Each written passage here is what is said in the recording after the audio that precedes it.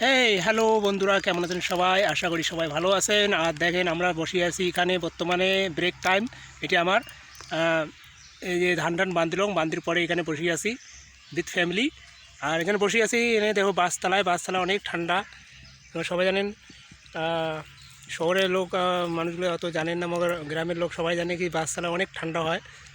আর শহরে তো জানেন পিপল আর বট গাছের যেখানে নিচে পাবেন ওখানে বসলে একটু ঠান্ডা ঠান্ডা অনুভব হয়।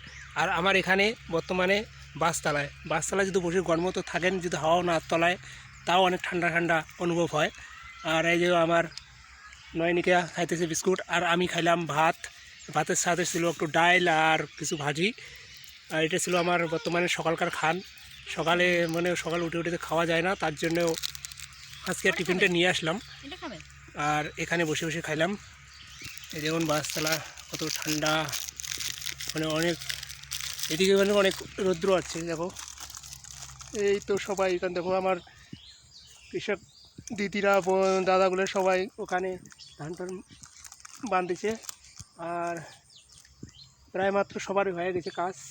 আর এখন খালি বর্তমান আছে বাড়ি নিয়ে যাওয়া আর ডাঙাটা। তুমি কোথায় যাও? কোথায় কি আছে ব্যাগে? কি আছে ব্যাগে জানো কি আছে? হোং আছে ব্যাগে, কিছু নাই মা। হ্যালো বন্ধুরা,